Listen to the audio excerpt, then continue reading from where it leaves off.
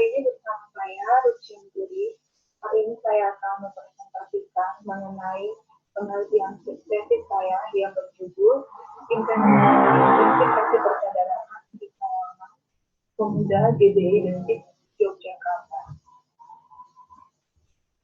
Adapun yang dibahas adalah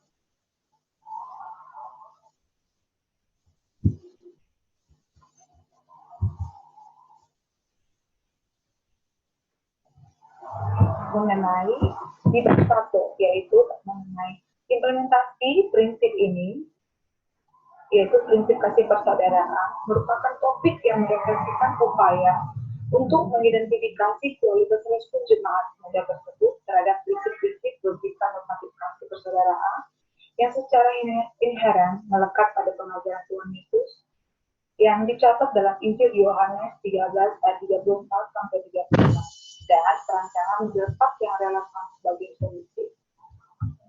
Oleh karena itu, penyelesaian terhadap permasalahan ini tidak bisa dilakukan dengan berspekulasi atau tebak-tebakan, tetapi harus menggunakan prosedur penelitian yang baku dan standar dalam dunia keilmuan atau ilmiah. Oleh karena itu, sebenarnya apa sih yang menjadi latar belakang masalah dalam penelitian ini? Di sini penulis menuliskan 3 hal yang menjadi latar belakang masalah dalam penelitian berikut ini, yaitu kasih persaudaraan ini merupakan hal yang sangat penting untuk dimiliki, sehingga semua orang harus memelihara kasih persaudaraan tersebut. Sekalipun demikian, dalam perkembangan dunia sekarang, banyak kekeliruan atau penggeseran kasih dalam kehidupan manusia, sehingga mengakibatkan kasih itu menjadi pudar atau melemah. Dapat dilihat, ada yang pertama itu menjadi latar belakang masalahnya karena ada fenomena anomali. Yang dimaksud dengan fenomena anomali itu adalah kesenjangan antara teori dan praktek. Misalnya, dalam secara teori diajarkan bahwa kita harus saling mengasihi sesama kita. Tapi dalam prakteknya ditemukan banyak orang yang bisa menghina orang, membuli, mengejek, atau menyakiti sesamanya. Dalam prakteknya seperti itu. Oleh karena itu disebut anomali, yaitu kesenjangan antara teori dan praktek. Ini menjadi masalah menurut penulis yang didapat dari tempat penelitian. Seperti ada menurut teori dari Munte dalam bukunya mengatakan kasih persaudaraan itu harus dimunculkan dengan saling mengasihi, saling mendoakan, saling mengampuni, saling mengasihi, dan saling mengampuni.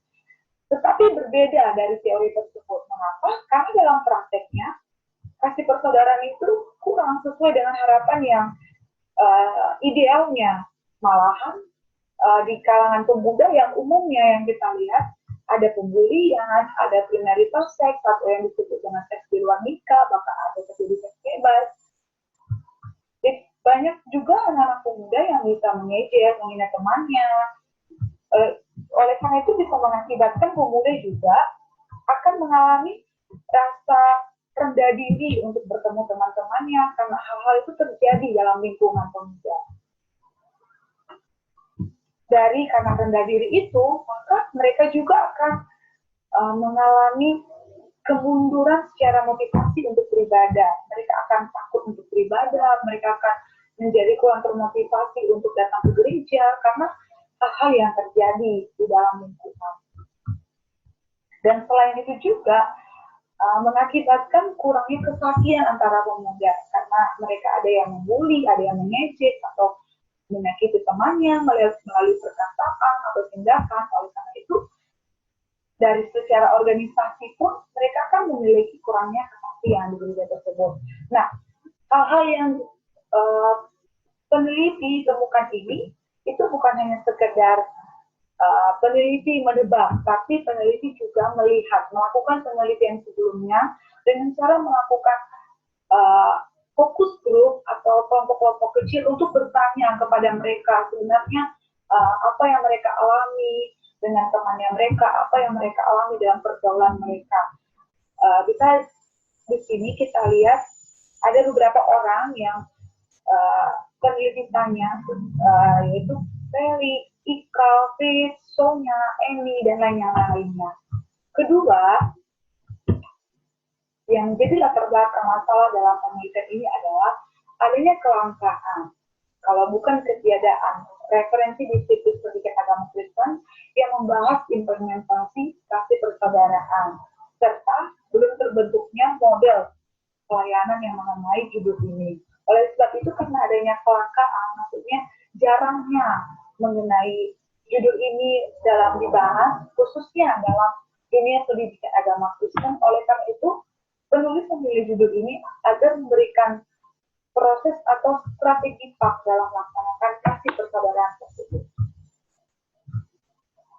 Dan yang ketiga, yang menjadi latar belakang masalah dalam penelitian ini adalah jikalau hal ini tidak diselesaikan segera, maka bisa akan implikasinya akan negatif, pengaruhnya akan negatif.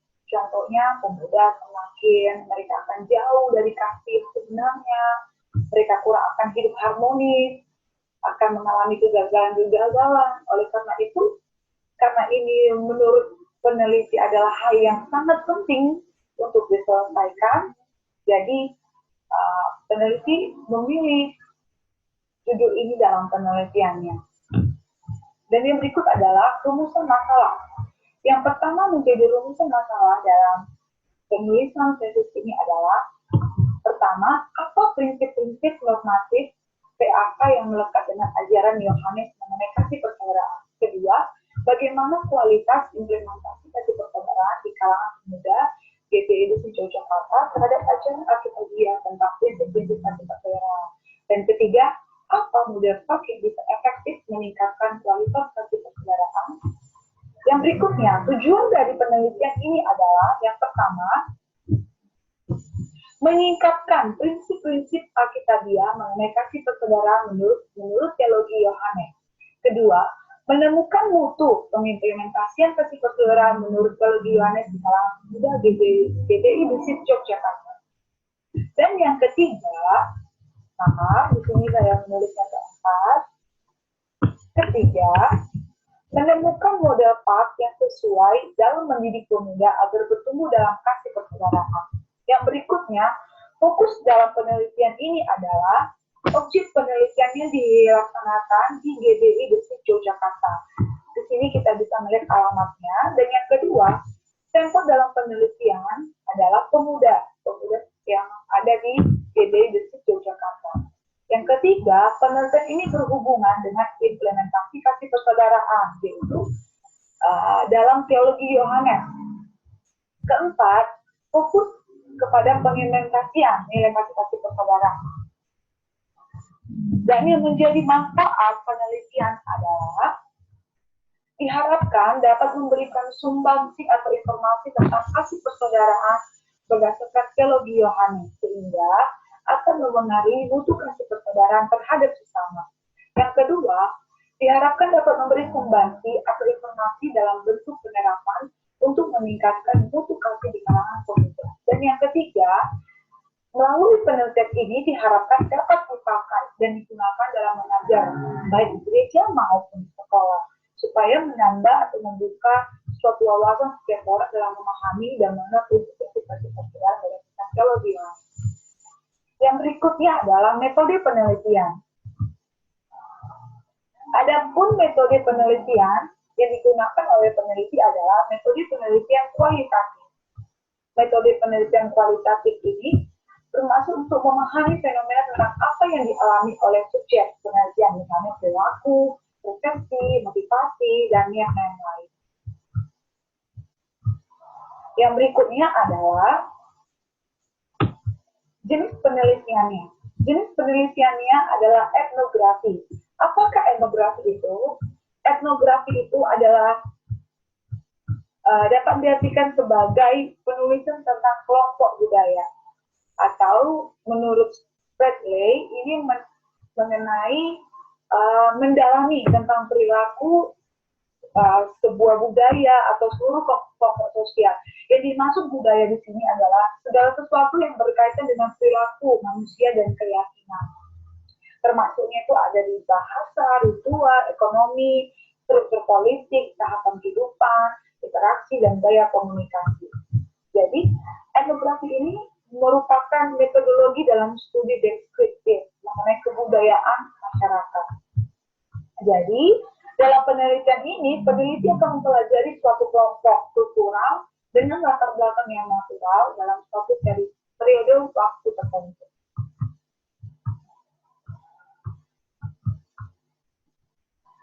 Dan yang menjadi hasil akhir penelitian yaitu bersifat komprehensif, yaitu naratif deskriptif yang bersifat menyeluruh beserta interpretasi yang mengintegrasikan seluruh aspek-aspek kehidupan dan menggambarkan kompleksitas. Selanjutnya, definisi istilah. Dalam bagian ini dijelaskan definisi istilah yang penting yang berkaitan dengan judul tesis tentang implementasi prinsip kasih persaudaraan berdasarkan teologi Yohanes di Sekolah Pemuda DDRC Yogyakarta. Yang pertama, mengenai kata implementasi. Implementasi adalah pelaksanaan atau penerapan. Jadi, yang dimaksud implementasi dalam tesis ini mengacu pada proses strategi pendidikan agama Kristen untuk penanaman nilai-nilai kasih persaudaraan.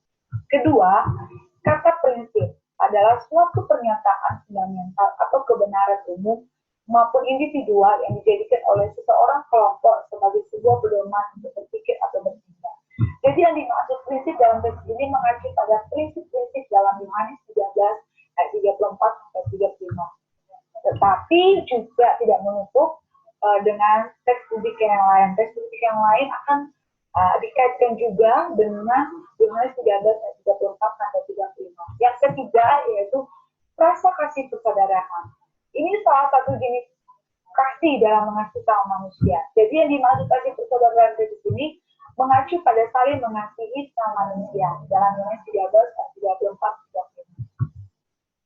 Yang berikutnya kita akan beranjak ke sistematika penulisan. Sistem penulisannya dimulai dari bab 1. Bab 1 yang seperti saya sudah jelaskan tadi, yaitu mengenai latar belakang, rumusan masalah, tujuan penelitian, fokus penelitian, masa penelitian, metode penelitian, dan rencana waktu penelitian, dan sistematika penulisan. Dan yang berikutnya yaitu di bab 2. Yang dibahas di bab 2 adalah mengenai kajian teori terhadap konteks ide Yohanes, kajian teori terhadap argumentasi atau alur pikir Yohanes 13 ayat 34 sampai 30. Elemen faktnya dalam Yohanes 13 ayat 34 sampai 35 dan signifikansi pesan Yohanes 13 ayat 34 sampai.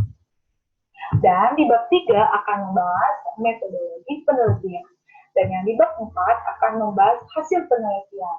Di bab 5 akan membahas model pelayanan yang relevan sesuai dengan prinsip-prinsip ini. Dan yang bab ke-6, yang bab terakhir adalah berisi kesimpulan dan saran.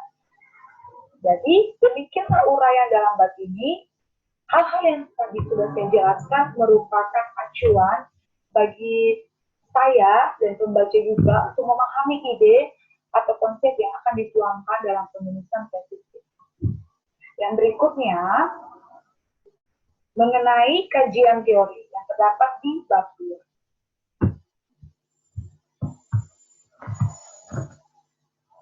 Kajian teori meliputi dua hal, yaitu kajian teori terhadap konteks Injil Yohanes dan kajian teori terhadap argumentasi atau alur pikir yang menjadi dasar pembahasan tesis ini.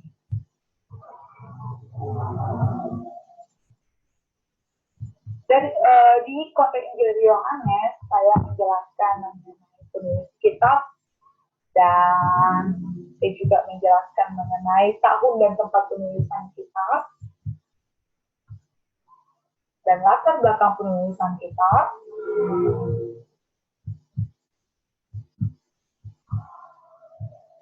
tujuan penulisan, teologi Injil Yohanes,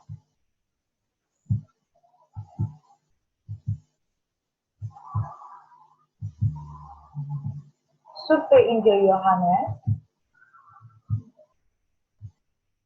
Hal tersebut yang saya bahas di kajian teori Injil Yohanes. Mungkin beberapa hal itu adalah hal-hal yang secara umum saja. Dan hari ini saya akan fokus di argumentasi atau alur pikir Yohanes 13 ayat 34 yang dimulai dari tema Yohanes. Tema utama Injil Yohanes.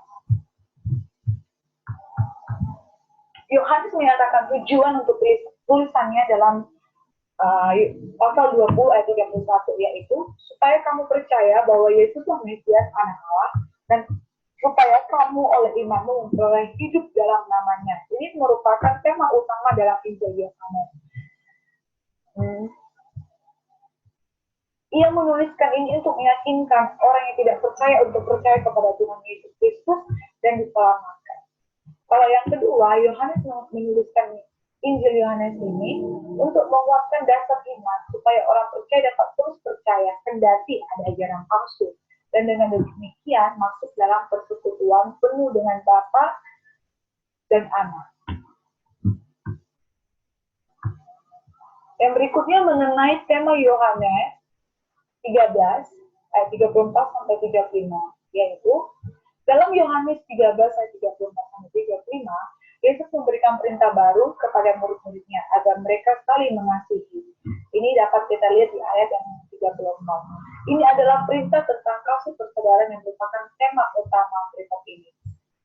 Jadi, berdasarkan tema dan cara Yohanes menunjukkan perintah baru, ini menempati posisi yang amat penting, yakni menjadi pedoman yang harus dipegang erat-erat oleh orang yang percaya pada Tuhan Yesus Kristus. Dalamnya dia mengemukakan esensi, motivasi, dan visi dari kasih persaudaraan. Jadi dari Yohanes 13 ayat 34 sampai 35 ini, peneliti menemukan 3 prinsip yang ada terdapat di ayat ini. Yang pertama yaitu prinsip esensi kasih persaudaraan dalam Yohanes 13 sampai 35. Esensi kasih persaudaraan itu berbicara tentang hakikat dari kasih persaudaraan. Maksudnya adalah memberikan intisari atau konsep dari istilah tersebut. Jadi mengenai hakikatnya dan intisari mengenai esensi kasih persaudaraan, yang pertama adalah kasih persaudaraan merupakan perintah baru. Menurut Walter C. Kaiser, kasih persaudaraan merupakan perintah baru yang berarti new commandment to love one another. Jadi perintah baru mengacu pada persaudaraan atau kebalikan dari hal yang lama, tetapi bukan hanya baru atau berbeda. Dalam Wycliffe, perintah ini baru karena kasih harus menggunakan satu terhadap yang lain, bukan karena mereka satu bangsa, tetapi karena mereka adalah milik Kristus. Dan hal ini juga disebut sebagai perintah baru karena sudah pernah ditulis dalam beberapa kitab, namun terdapat adanya beberapa perbedaan. Pertama di imanan, janganlah engkau menunjuk balas, dan janganlah menaruh dendam terhadap orang sebangsamu, melainkan kasihlah sesamamu manusia seperti dirimu sendiri. Yang kedua adalah Ulangan yang 5, bisa dibaca di sini.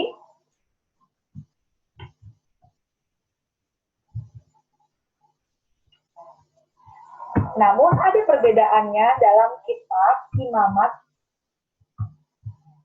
Ulangan, dan 1 Korintus, yaitu manusia diajarkan untuk mengasihi orang lain seperti mengasihi dirinya sendiri, dan kasih yang masih begitu diatur dan diukur. Tetapi dalam kitab Yohanes, manusia diajarkan untuk mengasihi orang lain seperti Kristus mengasihi umatnya.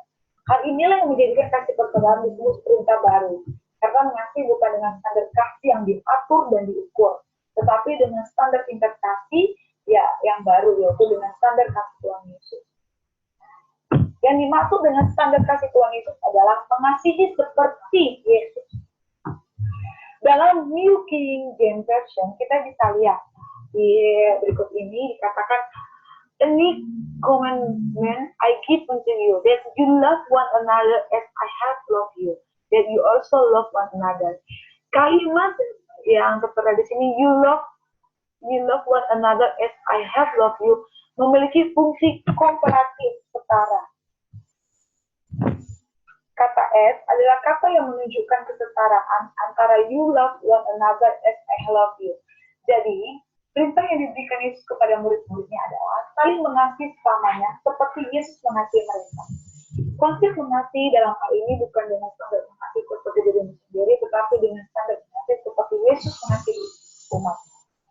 Kesimpulannya, murid-murid Yesus diberikan perintah untuk mengasihi dengan standar yang baru, yaitu mengasihi seperti Yesus. Standar mengasihi itu dijelaskan dalam Yohanes 16 ayat 28, seperti yang berikut.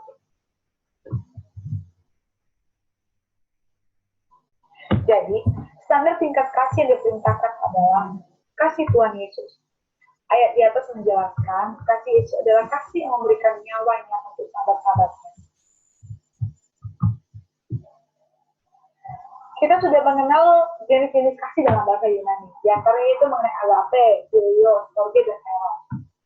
Tapi mengenai kasih persaudaraan di sini bukan berbicara tentang kasih phileo, karena alasannya phileo itu suatu jenis kasih manusia dan bersahabat.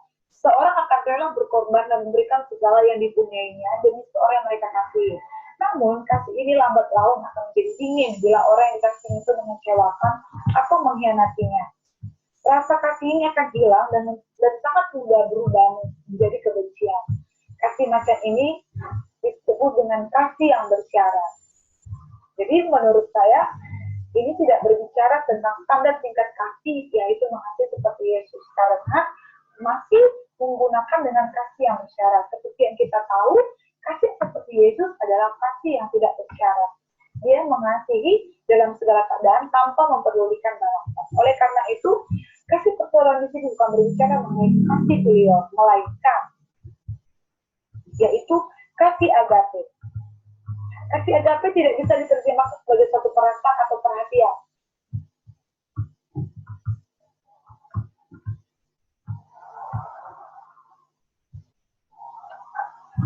Oleh karena itu, dari pembahasan ini disimpulkan bahwa, saya simpulkan kembali, mengenai kasih persaudaraan di sini, yang peneliti jelaskan adalah mengenai kasih agape, yaitu kasih yang dimiliki oleh Yesus. Apa saja yang menjadi ciri khas kasih agape? Menurut John M. Bricker, ciri kasih dari agape dibagi menjadi tiga, yaitu kasih agape tidak bergantung pada keadaan dari objek. Kasih agape bukan semata-mata emosi atau perasaan. Kasih agape berani mengambil risiko untuk menderita kerugian, materi, atau diri sekalipun. Prinsip yang kedua yaitu motivasi kasih persaudaraan dalam Yohanes 13 ayat 34-35. Dalam hal ini, penulis akan menjelaskan bagaimana seharusnya motivasi yang harus dimiliki untuk menerapkan kasih persaudaraan, yaitu mengasihi dengan hati yang tulus. Tulus itu sikap yang jujur, sungguh-sungguh, dan tidak pura-pura. Dalam hal ini bisa dilihat di 1 Yohanes 2:17. Kita bisa baca di sini yang saya berikan blog seperti ini. Bisa dibaca. Oke. Jadi ayat ini menjelaskan bahwa barang siapa membenci atau memuji saudaranya bagi dan siapa. Jadi orang yang mengasihi lampu, dia juga mampu mengasihi musuhnya, orang yang jeleknya, menghina-nya, bahkan yang menolaknya. Kita dapat melihat teladan Tuhan Yesus juga. Dan yang kedua, motivasi dalam mengasihi yaitu mengasihi dengan hati yang rela. Rela itu perbuatan yang dilakukan tanpa merhitungkan untung dan rugi. Jadi setiap orang yang mengasihi dengan hati yang rela, berarti dia juga siap rela berkorban. Baik secara materi, waktu, dan seluruh aspek yang dimiliki manusia. Ya, seperti tadi saya bilang, kita melihat teladan Tuhan Yesus yang dia mengasihi dengan hati yang rela, tidak dia rela berkorban, dihina, ditolak, dicambuk, bahkan dihukum, bahkan disalibkan juga karena dia mengasihi orang berdosa. Yang menjadi prinsip yang ketiga yaitu visi kasih persaudaraan. Visi itu tuh dapat kita artikan sebagai pandangan jauh, gambaran, dan karakteristik yang ingin dicapai oleh seseorang. Dalam hal ini, visi yang diberikan kepada murid-muridnya itu terdapat di Yohanes 13 ayat 35, yaitu saya bacakan. Dengan demikian semua orang akan tahu bahwa kamu adalah murid-muridku, yaitu jikalau kamu saling mengasihi. Dalam King James version, by this soul, by this shall all men know that you are my disciples if you have loved one to another. Dari dua ayat tersebut menggunakan kata tahu. Kalau dalam King James Version dia gunakan kata know. Jadi dalam hal ini, visi yang Yesus inginkan agar para muridnya mencapai adalah semua orang akan tahu bahwa mereka adalah murid-murid Yesus, atau dengan mereka saling mengasihi, maka semua orang tahu. Jadi kalau murid-muridnya saling mengasihi sama lain, oleh karena itu kalau mereka saling mengasihi, maka semua orang tahu bahwa mereka adalah murid-muridnya. Sebenarnya itu adalah visi yang Yesus berikan kepada murid-muridnya. Dan coba kita lihat dalam bahasa Yunani. Kata tahu itu berasal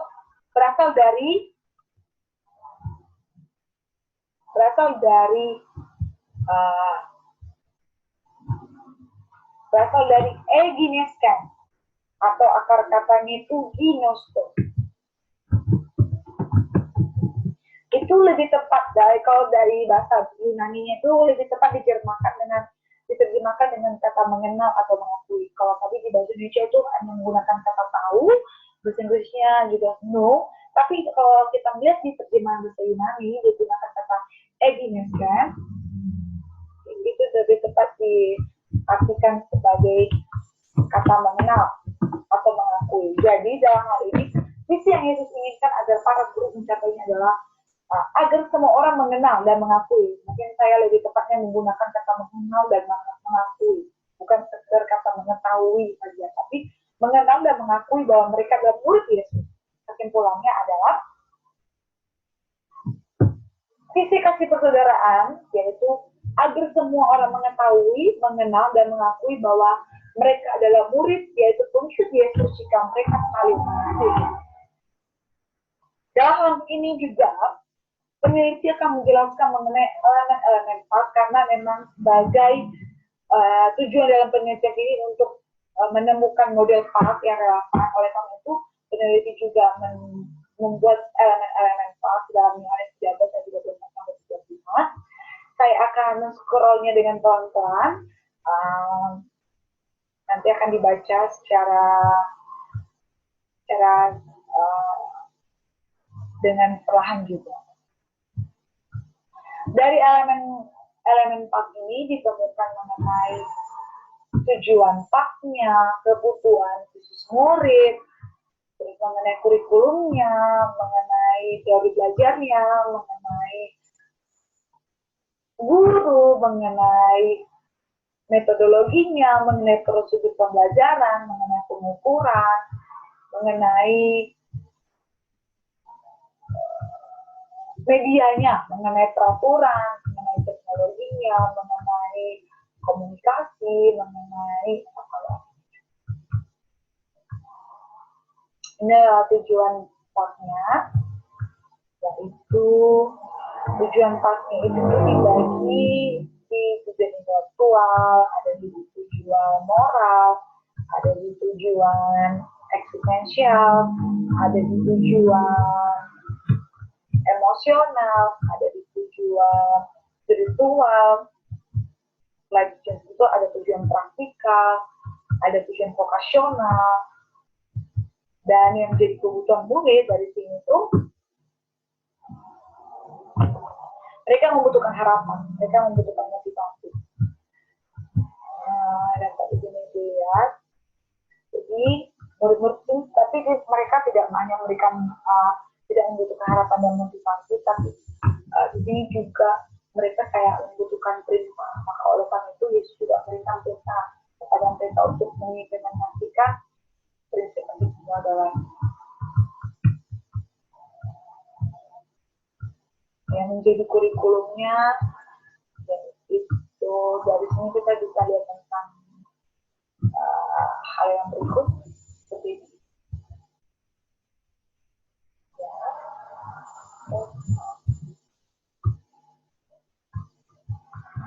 Dan yang berikutnya mengenai elemen metodologisnya, bagaimana cara pembelajaran itu terjadi. Ini sesuai konteks di Yohanes 13. Bagaimana peran yang guru harus mainkan, bagaimana prosedur pembelajarannya, bagaimana mengenai pengaruh medianya, bagaimana batas-batas peraturan yang harus dibangun dalam pembelajaran tersebut, bagaimana prinsip komunikasinya, dan bagaimana cara. Itu elemen-elemen partnya. Dan hal ini akan menjadi acuan juga dasar bagi penulis untuk membuat model pelayanan yang relevan. Yang berikut mengenai signifikasi pesan Yohanes. Yaitu yang pertama, seseorang harus mengasihi seperti Yesus. Yang kedua, seseorang harus mengasihi dengan motivasi yang tulus dan benar. Yang ketiga, seseorang mengasihi bukan sekedar karena emosi, melainkan sebuah komitmen. Yang keempat, seorang mengasihi supaya orang lain mengakui bahwa kita adalah pengikut Kristus. Hal ini adalah mengenai pembahasan, itu kajian teori. Yang berikutnya, saya akan melanjutkan di bab 3 mengenai metodologi penelitian. Yang pertama mengenai pendekatan penelitian. Jadi yang pertama itu, penulis akan melakukan observasi awal. Itu pendekatan yang pertama. Terus dia akan mendata jumlah pemudanya berapa. Dan yang berikutnya itu meminta izin kepada gembala sidang. Setelah itu, penulis juga setelah sudah meminta izin, penulis akan menyusun instrumen. Dan yang berikutnya akan menjawab hipotesis yang diajukan dalam penelitian. Dan setelah itu, penelitian itu butuh untuk mengetahui tingkat atau mutu awal.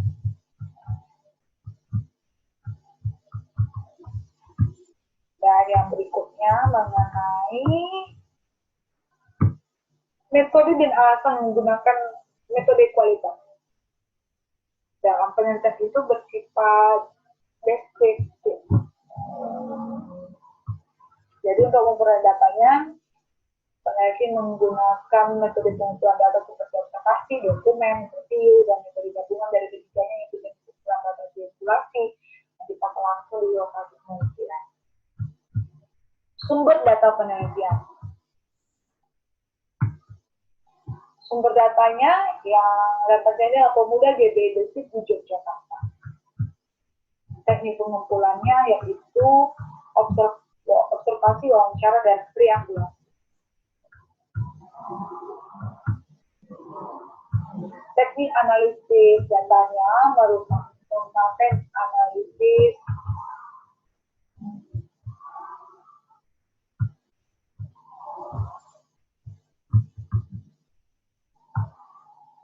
maksudnya teknik itu ya, jadi masuk dia analisis data dalam bisnis kualitas dia sejak masuk di lapangan, selama di lapangan sampai setelah di lapangan.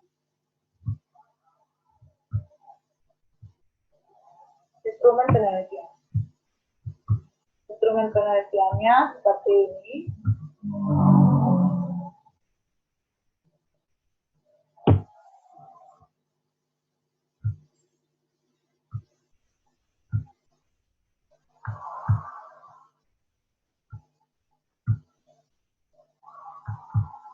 Dan langkah-langkah pelaksanaan penelitiannya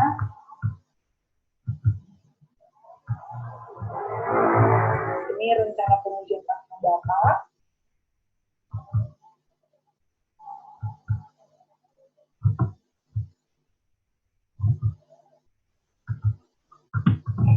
itu mengenai bab 3 metode penelitian. Yang berikutnya saya akan beranjak ke bab 4.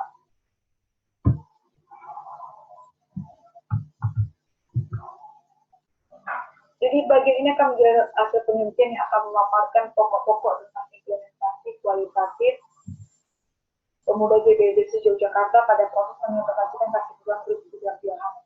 Jadi pembahasan hasil penelitian ini dilakukan dengan melakukan analisa domain, analisa taksonomi, analisa komponensial, dan analisa tema budaya yang didapat melalui proses wawancara, fokus grup, observasi, keterangan, cek dan Yang pertama mengenai hasil analisis domain. Analisis domain ini dilakukan untuk menemukan sebanyak mungkin domain-domain atau tema-tema yang terdapat pada komunitas yang menjadi sasaran penelitian.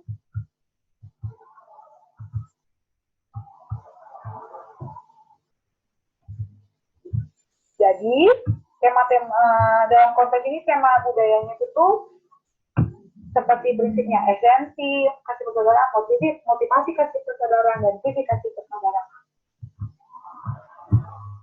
Di sini penulis akan menunjukkan tabel-tabel yang didapat dari observasi, interview, dan fokus group, dan ketekunan cek member mengenai keberadaan dari temanya, tema esensi, maksudnya tema atau prinsip esensi kasih persaudaraan, motivasi, dan visinya. Yang pertama ini adalah mengenai keberadaan prinsip esensi kasih persaudaraan. Jadi dari tabel ini menunjukkan bahwa dari data interview ada 512 keberadaan esensi dan kasih persaudaraan dan 70 ketidakberadaannya. Dari teknik fokus group menunjukkan sebanyak 510 keberadaan esensi dan sebanyak 70 ketidakberadaannya. Dari observasi menunjukkan sebanyak 505 keberadaan esensi dan sebanyak 74 ketidakberadaannya. Dari teknik sumber menunjukkan sebanyak 81 keberadaan esensi dan 6 ketidakberadaan esensi kasih persaudaraan. Dari ketekunan menunjukkan sebanyak 504 keberadaan esensi dan sebanyak 73 ketidakberadaan esensi. Dari cek member menunjukkan sebanyak 504 keberadaan esensi dan sebanyak 73 ketidakberadaan esensi kasih persaudaraan.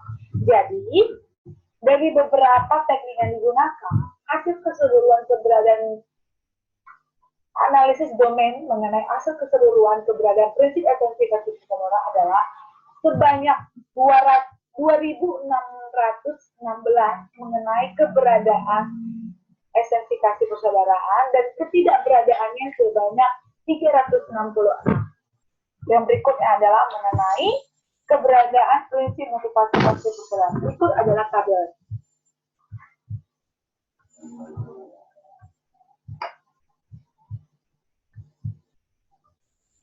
Dari tabel di atas menunjukkan bahwa jumlah dari data interview menunjukkan sebanyak 509 keberadaan motivasi kasih persaudaraan dan sebanyak 75 ketidakberadaannya. Dan dari teknik fokus group menunjukkan sebanyak 502 keberadaannya dan 68 ketidakberadaan motivasi kasih persaudaraan. Dari observasi menunjukkan 499 keberadaan motivasi persaudaraan dan sebanyak 80 ketidakberadaan. Dari teknik sumber menunjukkan sebanyak 81 keberadaan dan 6 ketidakberadaan motivasi kasih persaudaraan. Dari ketekunan menunjukkan sebanyak 496 keberadaan motivasi kasih persaudaraan dan sebanyak 77 ketidakberadaan. Dari cek member menunjukkan sebanyak 496 keberadaan motivasi kasih persaudaraan dan sebanyak 77 ketidakberadaan. Jadi, dari hasil keseluruhannya, keberadaan prinsip motivasi kasih persaudaraan adalah sebanyak 2.583 dan ketidakberadaannya sebanyak 380. Yang berikutnya adalah keberadaan prinsip visi kasih persaudaraan. Berikut adalah tabelnya.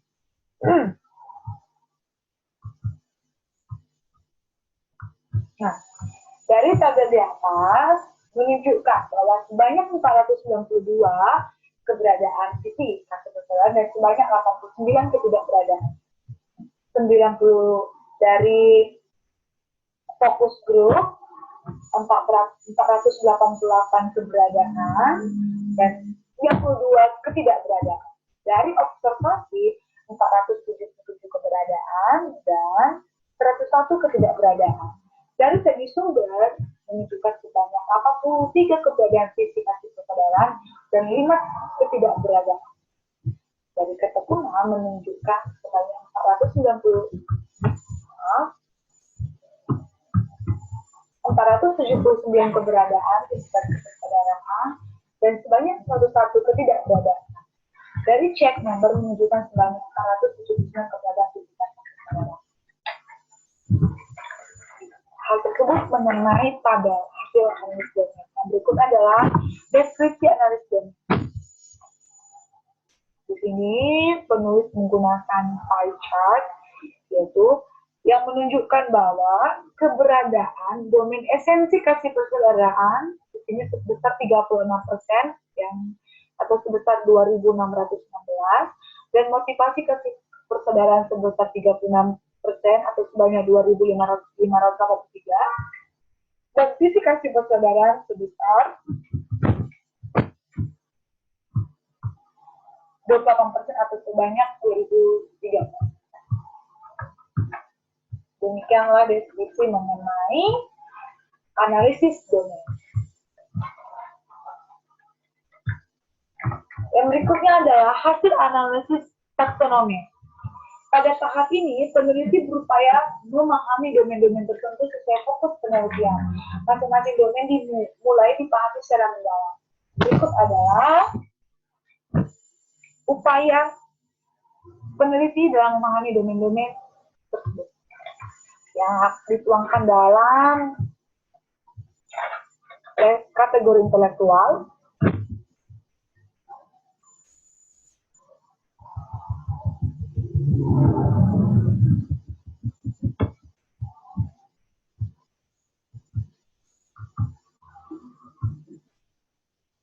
selain kategori intelektual,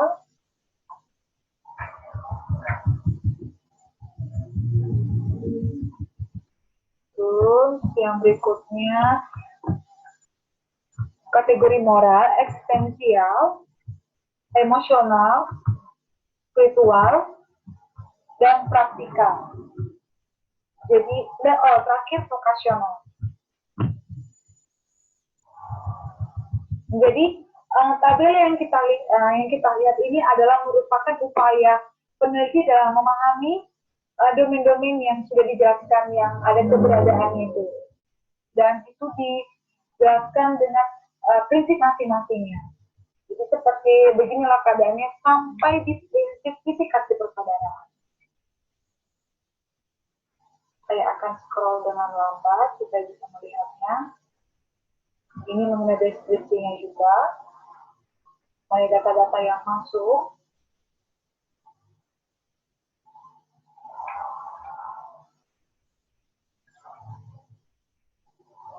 Ini mengenai deskripsi motivasi kasih persaudaraan.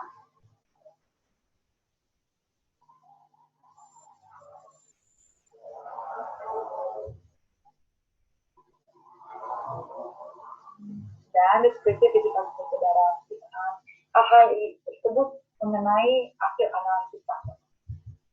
Jadi penjelasan mengenai domain-domain yang didapat dari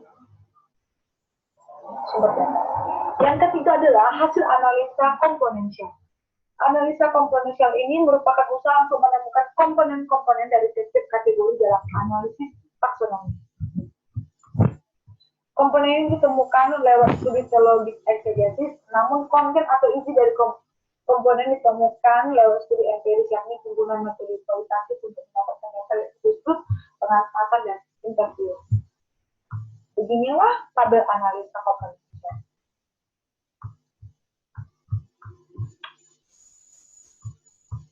Ada komponen pengetahuan,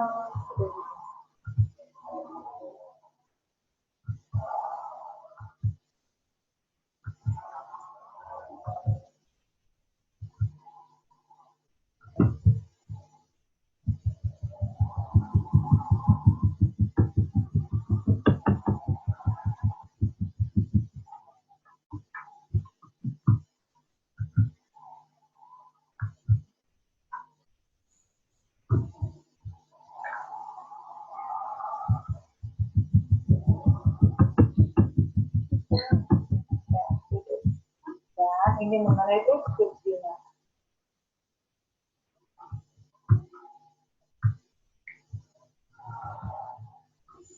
Oh ya, mengenai deskripsinya ini nih, di sini mengapa ditemukan nilai B, nilai A, nilai C, atau nilai D atau E. Ini merupakan penilaian subjektif dari peneliti mengenai keharmonisan data yang didapat atau koherennya data yang didapat melalui empiris dari lapangan dan data dari eksegesisnya peneliti. Jadi kalau mendapat nilai A berarti itu sudah mendekati studi eksegesisnya.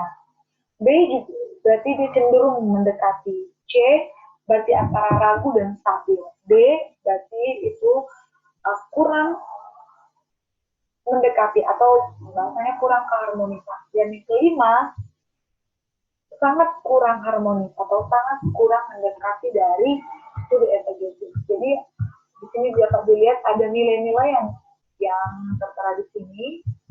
Jadi alasannya mengapa terdapat nilai-nilai karena seperti yang saya jelaskan seperti tadi.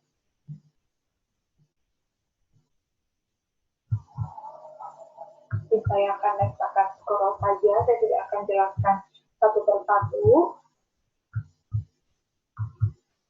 Ini mengenai deskripsinya juga tentang motivasi dan persaudaraan.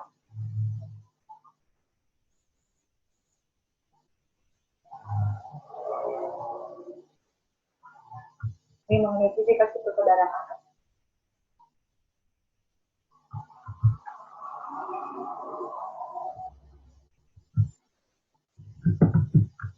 Dan itu yang terakhir adalah hasil analisa tema budaya. Isi utama bagian analisa tema budaya adalah benang merah yang mengkaitkan domain satu dengan domain yang lain. Maka analisa tema budaya ini membahas korelasi atau prinsip teologis yang telah menjadi keyakinan dan yang berbeda dengan prinsip teologis lainnya. Tapi pertama-tama dilakukan dengan evaluasi kualitatif. Berikut adalah tabel evaluasi kualitatif.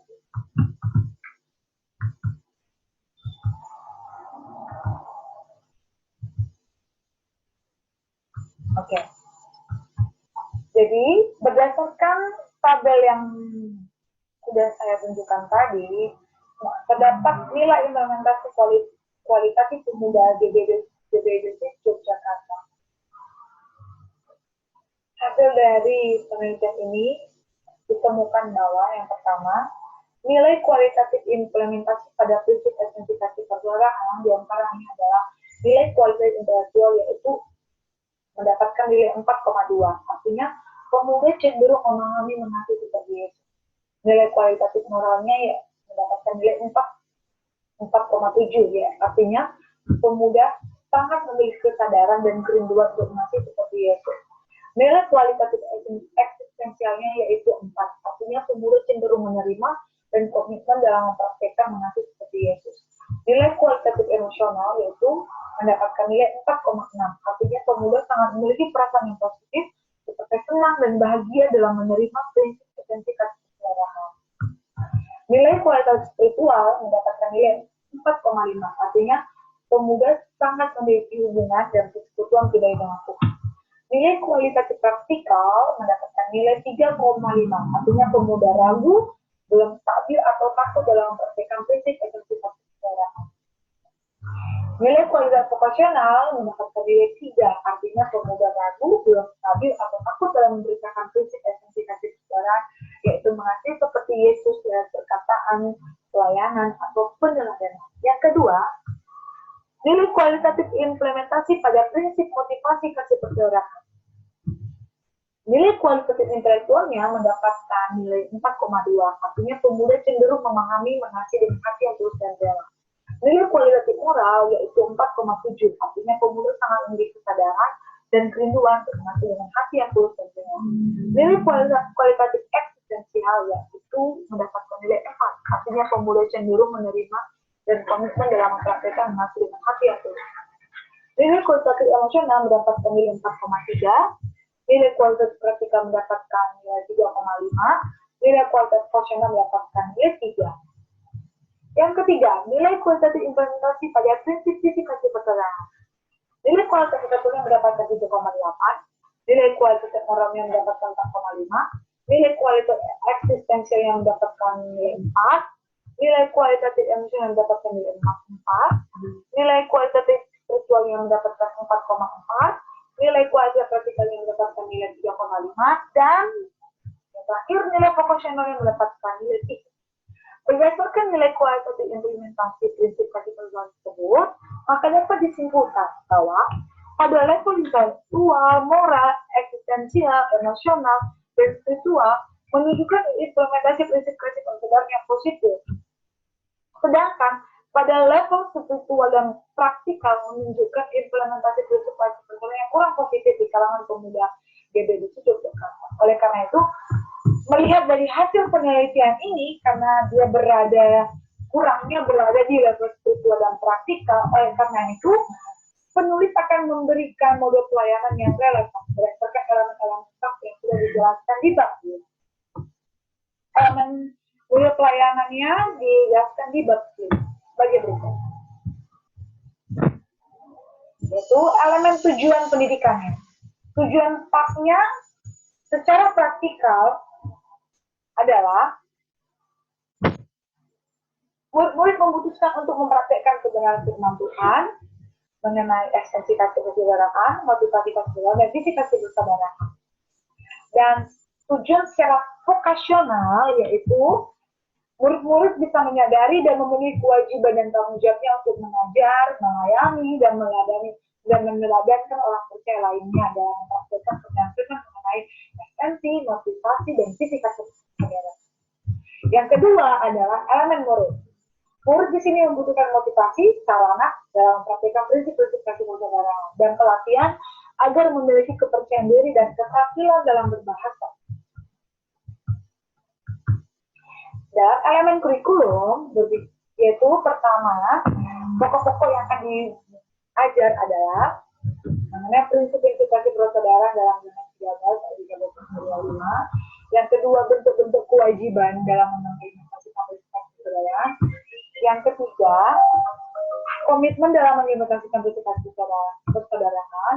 Keempat, tujuan praktis dalam mengimplementasikan prinsip persaudaraan. Dan kelima, cara pemberitaan firman Tuhan. Dan yang keenam, membuat materi kajian. Dalam elemen teori belajar,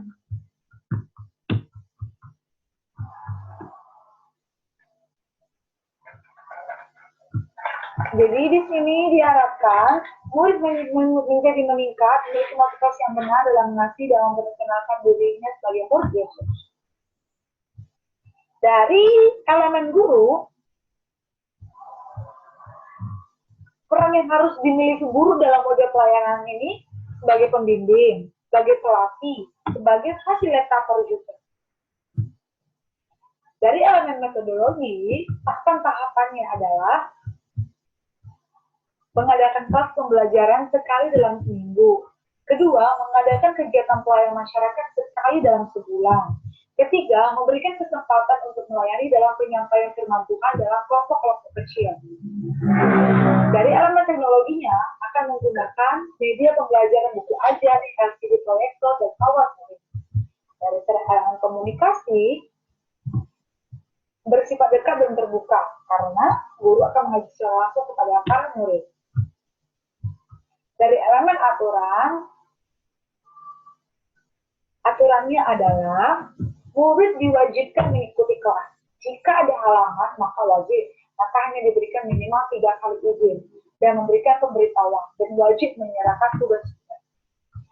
Dari elemen evaluasi, guru juga akan mengevaluasi dari intelektualnya, moralnya, eksistensialnya, emosionalnya, ritualnya, praktikalnya, dan vokasionalnya. Berikut hal ini adalah mengenai model pelayanan yang menjadi saran atau solusi yang diberikan oleh penulis.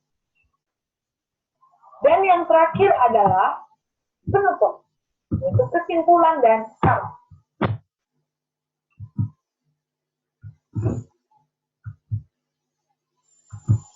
Kesimpulannya mungkin saya akan fokus di hasil penelitiannya saja, karena menurut saya sudah menjelaskan secara detail mengenai pembahasan, mengenai metodologi, tapi di sini saya akan mengulang kembali mengenai hasil penelitiannya yang menurut saya akan sebagai kesimpulan yang saya akan presentasikan tadi. Jadi mengenai kualitasnya dapat di sini dikatakan rata-rata intelektualnya itu seperti ini, rata moral seperti ini, ekspresi seperti ini, emosional seperti ini, spiritualnya seperti ini, persikan. Jadi berdasarkan tabel ini, jika dikuantitatifkan, maka kualitas implementasi kasih persaudaraan di kalangan pemuda di BDSJ Jakarta pada prinsip esensi kasih sudah mendapatkan nilai 4,07. Artinya, banyak yang baik meskipun ada kelemahan dan cenderung mengarah semakin baik. Kualitas implementasi kasih persaudaraan di kalangan pemuda di BDSJ Jakarta pada prinsip motivasi kasih persaudaraan mendapat nilai 3,95. Artinya, banyak yang baik meskipun ada kelemahan dan cenderung mengarah semakin baik. Kualitas implementasi kasih persaudaraan di prinsip kasih persaudaraan itu mendapat nilai 3,8. Artinya banyak yang baik meskipun ada kelemahan dan cenderung mengarah semakin baik. Mengenai kualitas implementasi kasih persaudaraan di kalangan pemuda di BDSJ Jakarta, nilainya adalah 11,82 dibagi 3 prinsip, yaitu 3,94. Jadi dari seluruhnya, dari seluruh ketiga prinsip ini mengenai prinsip persaudaraan ini, artinya mereka melakukan yang baik, ada pun kelemahan, tapi cenderung semakin. Itulah kesimpulan yang diberikan oleh penulis. Yang menjadi saran adalah yang pertama, Gembala Pemuda mengaktifkan kembali pelayanan Samaria dengan kegiatan kunjungan panti asuhan atau kegiatan kunjungan teman pemuda yang sakit atau sudah lama tidak ada dalam ibadah. Dan bisa jadi juga memberi makan kepada orang yang membutuhkan. Menurut saya, dengan cara ini bisa juga meningkatkan level praktikal pemuda. Dan yang kedua, dapat membuka kelas pengajaran, yaitu dengan memberikan pelatihan kepada para pemuda dalam membuat materi ajar dan cara menyampaikannya. Menurut saya, saat ini dapat meningkatkan vokasionalnya, bagaimana mereka melayani dari pemberitaan, dari perkataan, dan pelayanan mereka. Jadi, akhirnya, ini adalah dari bab pertama sampai bab ke-6 yang sudah saya jelaskan. Itu adalah penjelasan mengenai penelitian tesis saya. Saya bersyukur tesis ini saya bisa dapat kerjakan, saya dapat selesaikan dengan bantuan dan dosen pembimbing saya. Dan saya akan juga melanjutkannya pada revisi yang lagi, saya akan memperbaikinya kembali. Oleh karena itu, kalau masih ada kesalahan-kesalahan yang ada, yang mungkin terlihat, saya juga meminta maaf dan dapat juga memberikan saran untuk perbaikan kembali di tesis-tesis yang sudah saya presentasikan. Demikianlah presentasi saya hari ini mengenai penelitian tesis saya. Sekian dan terima kasih. Tuhan memberkati.